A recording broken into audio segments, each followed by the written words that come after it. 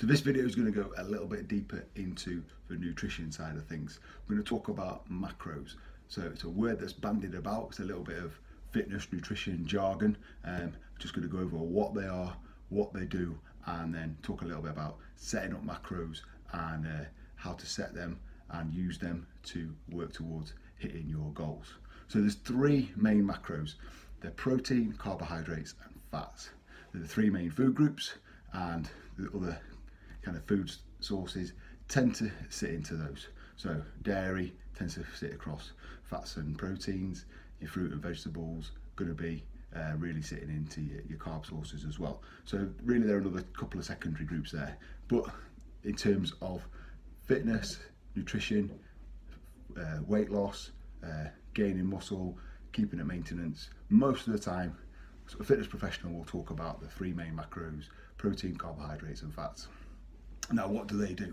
Now, protein is responsible for all the building blocks in your body. Proteins are made up of amino acids. There's lots of them. The main point really is there's 9 essential amino acids. They are ones that our bodies cannot make, so we need to take them in. We need to consume products and foods that have got the 9 essential amino acids in them. This is where meat, fish, some of your dairy products, a protein powder, that's where you're going to get your 9 essential amino acids from. The rest of the amino acids can be synthesized from these 9 within your body, and some people do supplement with them for different purposes and different benefits, but majority of the time you can get all these 9 amino acids and all the other amino acids from your dietary intake. Next source, carbohydrates. Most people know carbohydrates are your main energy source. Occasionally they're demonized as having too much energy, but essentially it's anything from sugar all the way through your rice, pasta, potatoes, breads. There are your main carbohydrate sources. And then fats also has been demonized as too much fat makes you fat. I'm going to talk about why that's not true in just a little minute, but fats are essential in the body for lots of different processes. They're great for energy. They're used for transporting the other nutrients around your body. They're really needed for immuno health, as in keeping healthy, and for your hormone cycle. So definitely for men, but particularly for women. Obviously you've got changes of hormones month to month, and your fats are essential in keeping healthy with your hormones. So macros and goals. So most of the people that I work with are looking to change their body composition, generally in terms of fat loss or weight loss.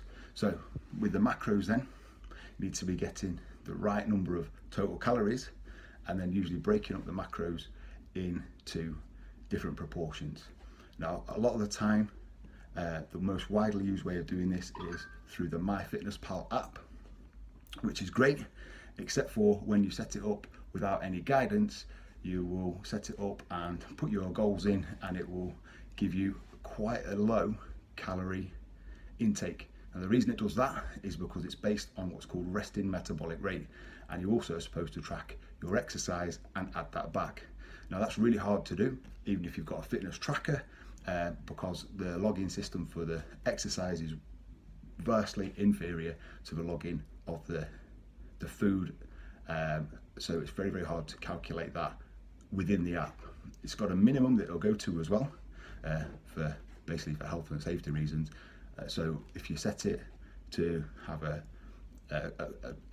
deficit that's going to cause good continual weight loss, it's very tempting to set 2-3 pounds a week, because it'll allow you to do that. It's going to set your calories really low, and the minimum it will go to is 1200.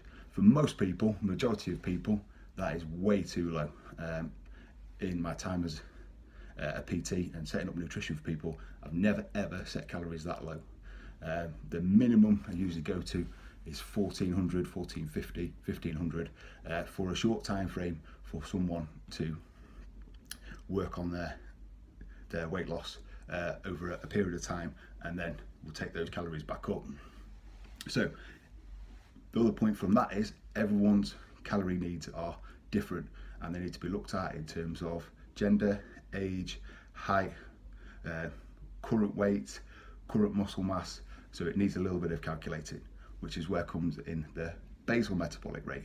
So basal metabolic rate is the amount of energy you use to go around, do your day-to-day activities, and then on top of that, there'll be your extra activities like exercise, your workouts. So that's the right way to calculate macros. So that needs to be done in the right way. Approaching a fitness professional, they should be able to do that for you.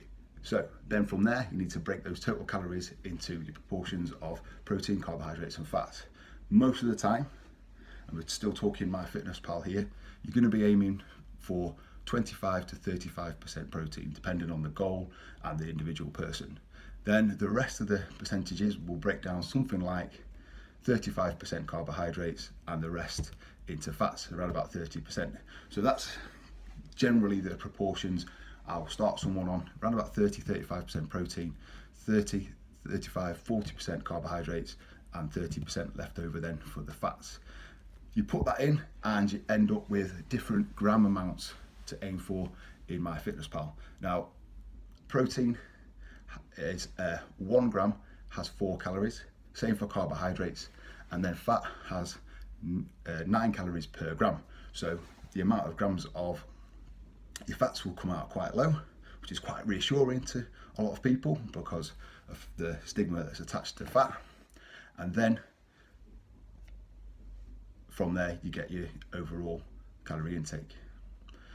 So going back to the previous videos I've done, you're aiming at your total calories, your protein, and then although it's set 35, 30, whatever it is for your fats and carbohydrates, whatever suits you in terms of energy and how your body responds is going to be absolutely fine.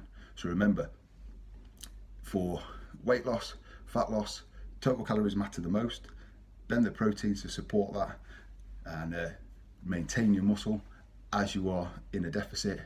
The rest of where your calories come from, your carbohydrates and your fats, is totally personal and up to you. And as long as you are eating good sources of each, whatever you kind of prefer, what you're kind of more lean towards, is usually a good indication of what works best for you in your body. So that being said, as well, we're looking at getting a good proportion of your nutrients, your proteins, carbohydrates and fats, your food, from good quality food sources.